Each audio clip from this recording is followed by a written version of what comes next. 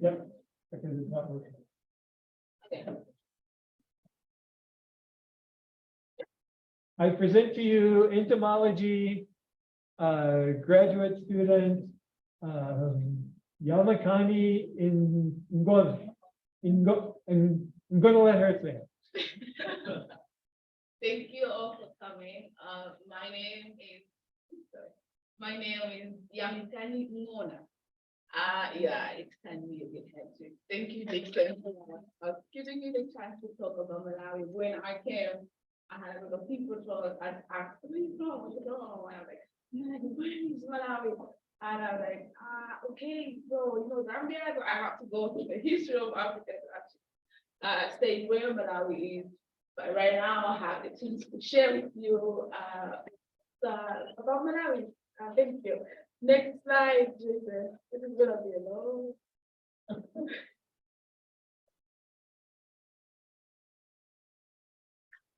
Malawi is a Chichewa word, which is a language spoken in Malawi, meaning flames of fire.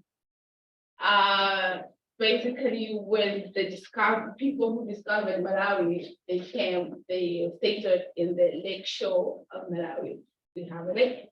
And every morning the sun sets, and then when the sun is rising, they were seeing a flame-like structure on Lake Malawi, as you can see on the photo. Because of that, they decided to call it the Flames of Fire, which is Malawi in Chichewa.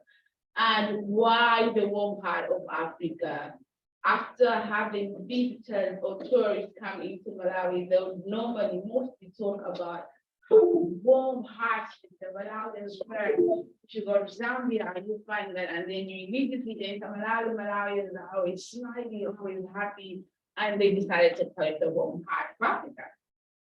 Next slide. It does work. Oh, it's working. I'm going to get the sign up. The dynamic of the presentation, so that I am not the only one speaking, I decided to come up with a little quiz in between the slides. So it's either I say it or the question pops up, or I'm going to talk about the questions. The first question is randomly, anybody can just say yes. Where in Africa is Malawi located? So which region of Africa is Malawi? Yeah. South. Yes. Okay. Sounds good.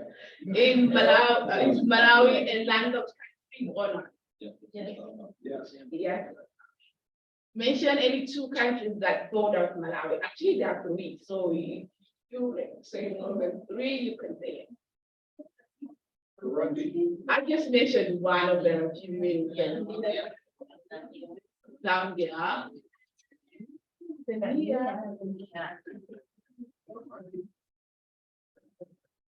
The third one is Mozambique.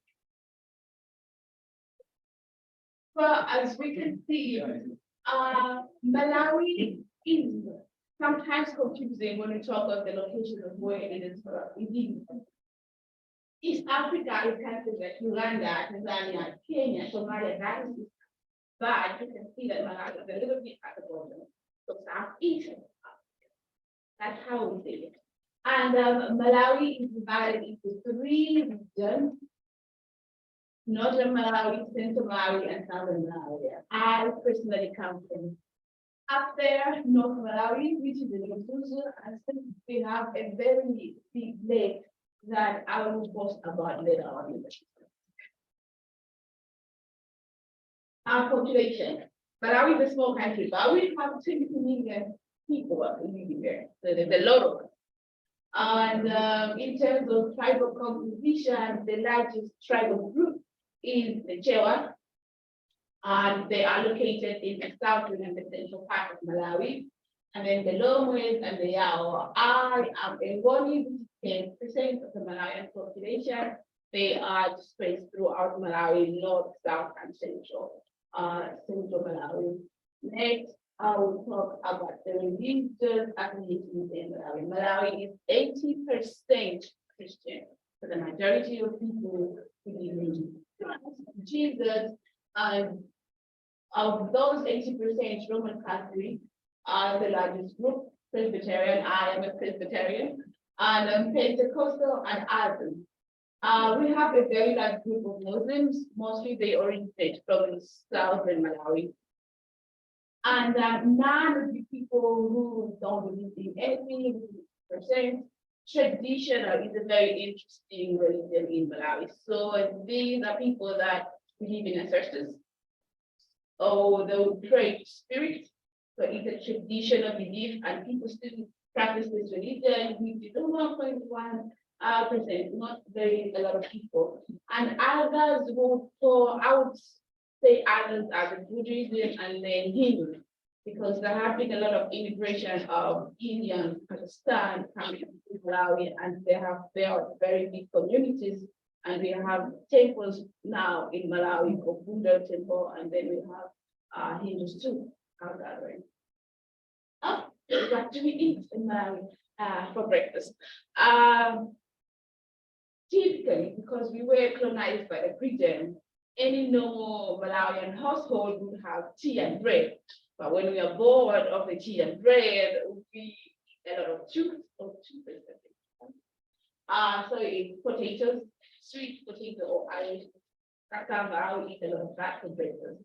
And as you can see, the red jar or the jug, and that is tea in it, and the crystals of brown sugar.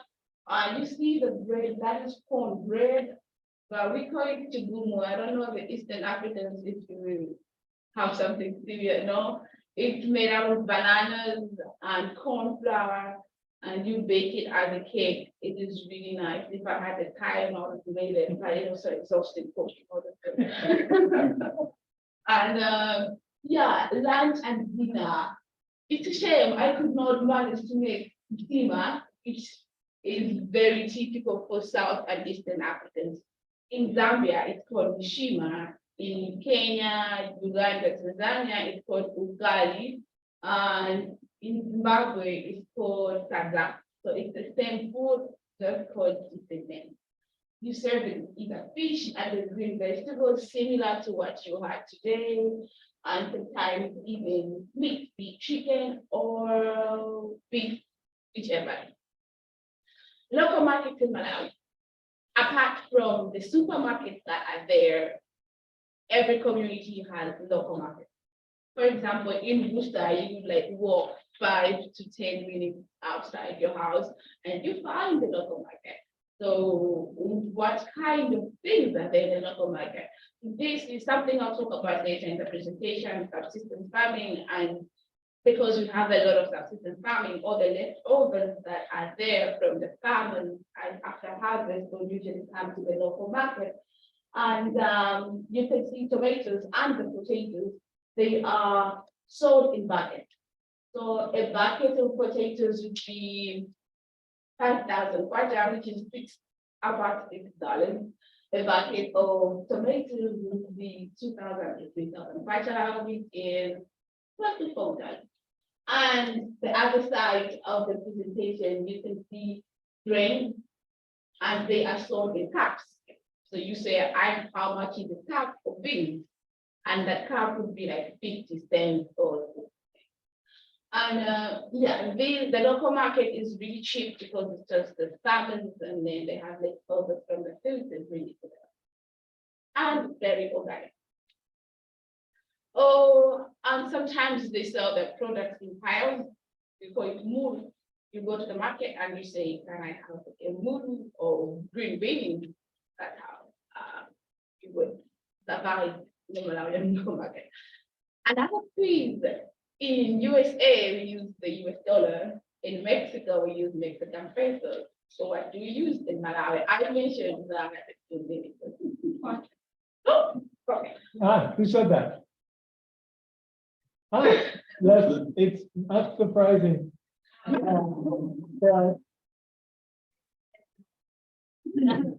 It's not surprising that diversity, equity, and inclusion cares enough to have not only sponsored this talk, but to have sent a variety of prizes. So whoever got the first question right, and whoever gets each of the questions right, will just come up after question and answers is over for your choice of a pen, a bag, some hand sanitizer, or a device which lets you clip your Buck ID and one other card to the back of a smartphone, all with the logo of that organization that we think, along with the Worcester Diversity Committee. So watch it. One kwacha is equivalent to $1. We have coins, and then we have bills. We get them. We have bills, and 1,000 kwacha you can buy a lot of things. Main crops grown in Malawi. When I was in high school or secondary school, they would divide their main crops of Malawi as food crops and cash crops. But now that I've grown up or studied a little bit, I can argue otherwise. Regardless, food crops in Malawi are defined as they are produced for consumption. So it's maize, rice, saba, groundnut, and soybean. And if you notice, a lot of food I've been talking about are made out of maize, which is the staple food of Malawi, is Nzima. And then the cash crops are grown with the purpose of selling, more like exportation.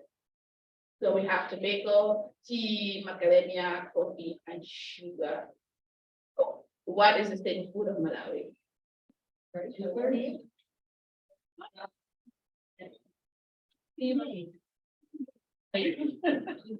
would take maize, but staple food would be a steamer.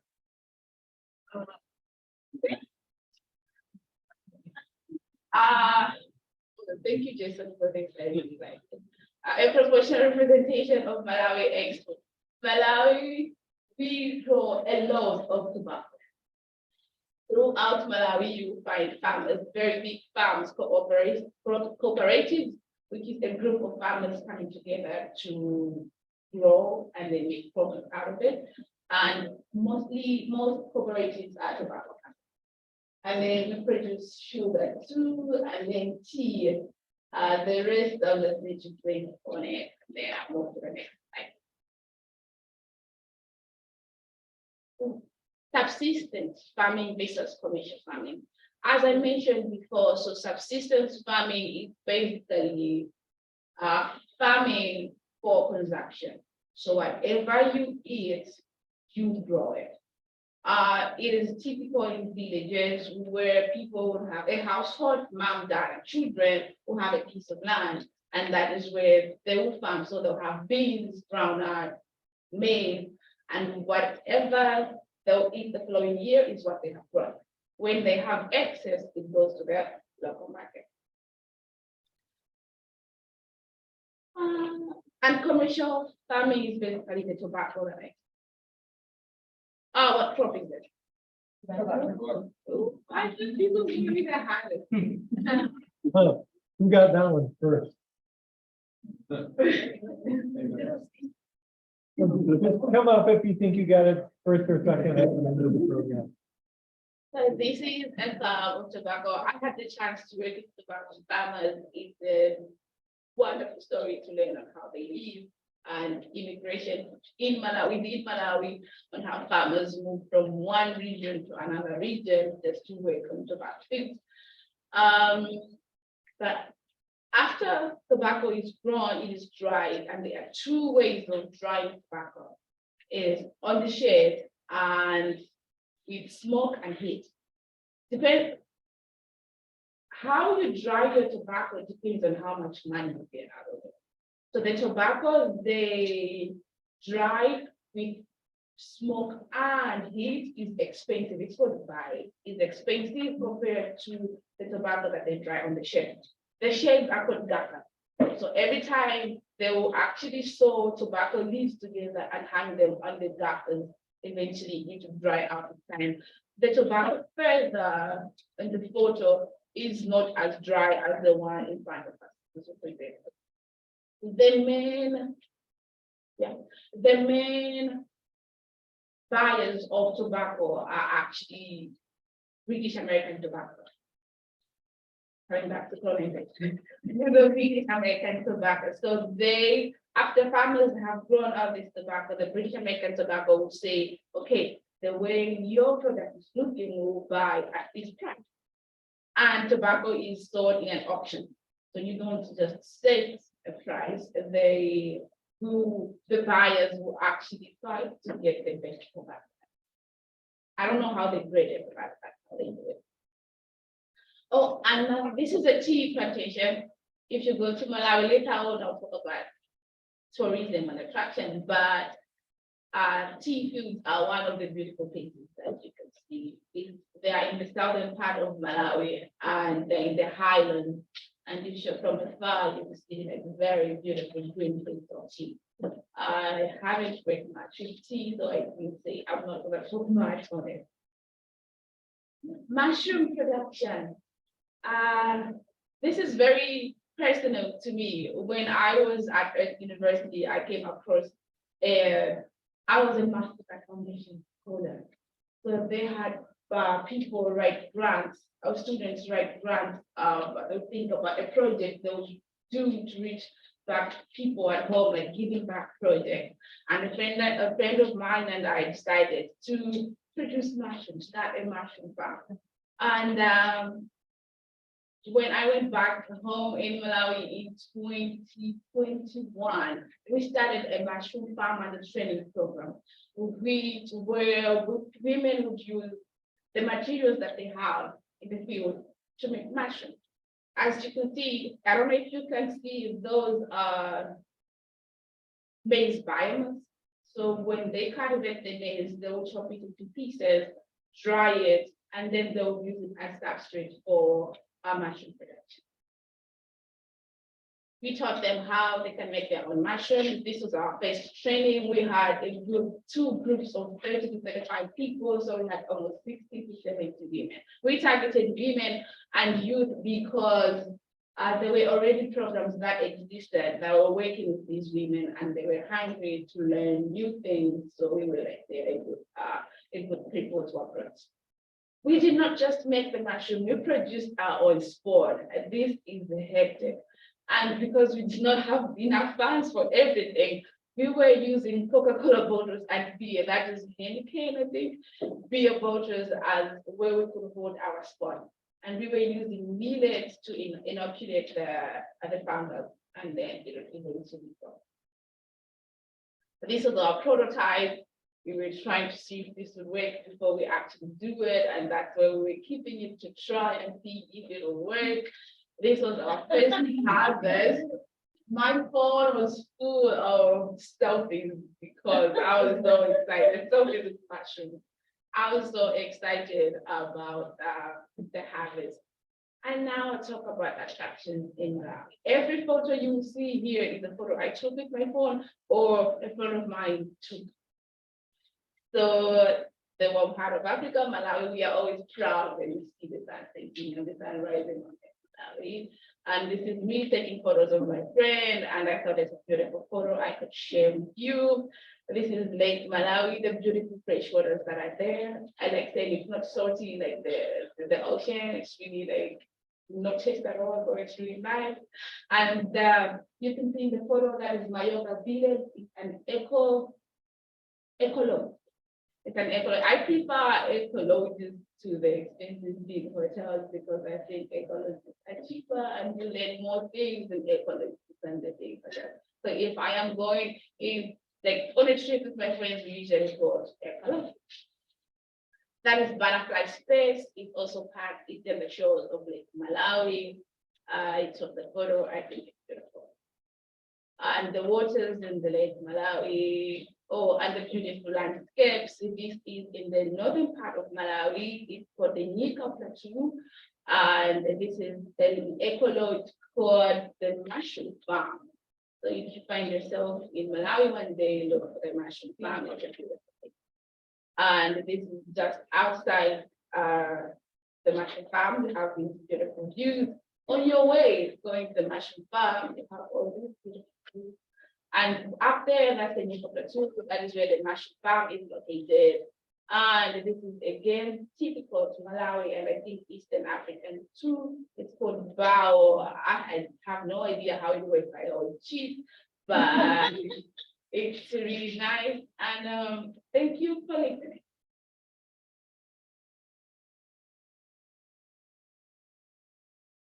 Well, thank you, Yamikani, and thank you all for coming. We open up the wide floor to questions. Oh.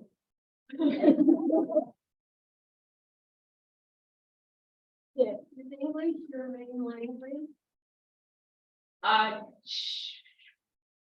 It's a big question. I explain it like this. So the main language, two main languages, Chichewa, because the way majority of people who speak Chichewa in Malawi, and English. When you go to school in your 5th grade, you start doing everything in English. So that eventually builds up the vocabulary and people more fluent in English. Yeah. How is the mushroom production going on? Oh, yeah, thank you for asking. Right now, because we did a 1-year training and we wanted the women to reach an independent stage where they don't need us to always push them over there. It's actually going very well. I have a friend back home and she's trying to push them if where they're lacking, but they are doing it on their own right now. Which is something I'm so proud of. Yeah. Where are the mushrooms marketed? Locally or? Locally, yeah. Oh, I had a photo, I didn't put it in there. Everything was being done locally. And I always say it is mainly because we could not produce as much. That is why we couldn't stage it that far. But yeah, locally, local market, people like individuals like that. Does it get like super cold in the winter? Not really. I'm freezing right now. The way that- Yeah, the coldest that we can get will be like 5 degrees. I don't know how many right now, but like 40. Yeah. Is the last picture again? Yes, You can buy it in the supermarket here. I have seen them on Amazon. I was checking for that's the photo I took, but I was trying to compare with the ones on online. They were selling them. It was a range of like $10 to $100. I don't know why that one was that expensive. Yeah. Colorful. Yes, marbles. Sometimes they use marbles. Is that similar to Montalvo?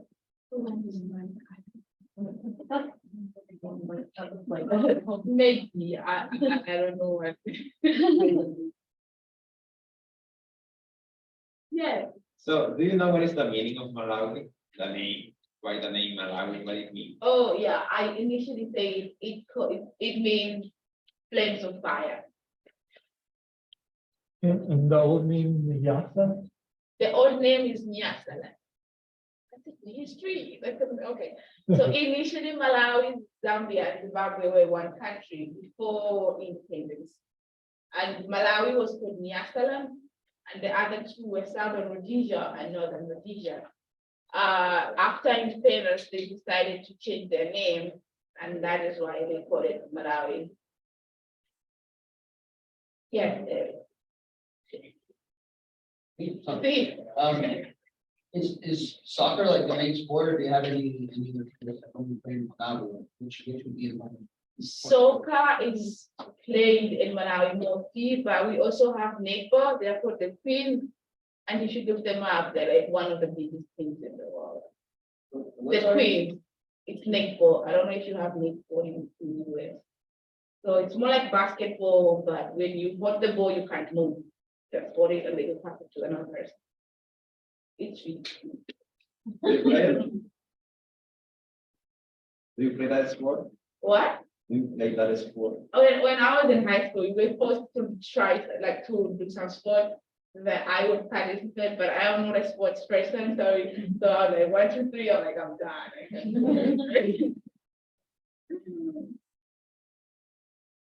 Yeah. So how is climate change affecting Malawi? I know some of the effects in Kenya and some of the other countries. How about Malawi?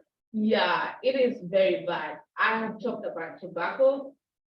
Right now, the government is trying to let farmers convince farmers to switch from tobacco to grain production, things like soybean, groundnut. Because of climate change, they have affected the market of tobacco. And at first, farmers would make like very big profit out of tobacco, but right now it's very competitive and it's not as profitable as it was.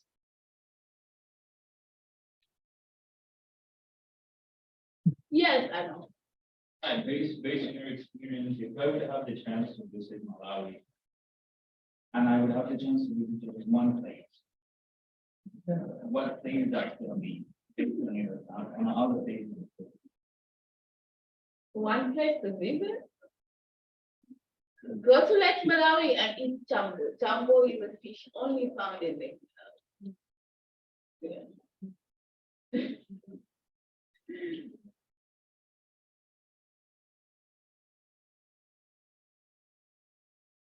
I guess. Yes, okay, well, I see the sign-up sheet has made it to everyone with the possible exception. But if it didn't make it to you somehow, please come over and sign it. If you were someone who answered one of the quiz questions last month, you had to answer a whole quiz to be a winner. This time, one question was enough. So come up and see me. We do have some food left over if that interests you. And if not, we just put your leftovers in the garbage can on that end. And we were hoping to announce today a talk on November 10th about Poland, but there was a complication. But the good news is, it sounds like in February, we're going to have 2 people from the lab of Dr. Distinguished Professor Judith Pushkash present. In the meantime, we are hoping to have our first talk from Columbus on Turkey. I do not know if it will be in so-called Turkey month or in the other month when people eat a lot of turkey, but that's why Turkey changed their name to Turkey. So stay tuned for that. And in the meantime, if you have any ideas of something we can do to make this place more international, more interesting, talk to me now or contact me. Thanks again for signing in and signing in for Lennon's Good Project, and have a great fall, autumn. In OSU, we say autumn. And thanks everyone who zoomed in. And thank you, Yamikani.